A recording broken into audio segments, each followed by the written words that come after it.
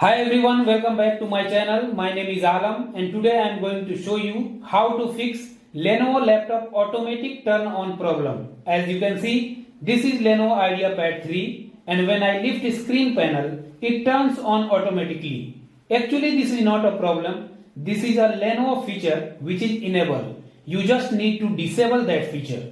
So before I tell you how to do it, if you are new on my channel, don't forget to hit like, share and subscribe so that you can watch more informative videos on my channel. So guys, let's learn something new today. So guys, first of all you have to restart your laptop. Once you click on restart, then continue pressing F2 key on your keyboard.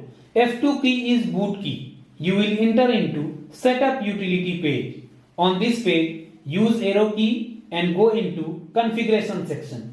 Inside configuration, there is option called flip to boot. Select it using down arrow key, then press enter, and here you have to select disable and press enter again. Then you have to press F10 key and select yes and press enter. Whatever changes you have made, it will be saved and your laptop will restart.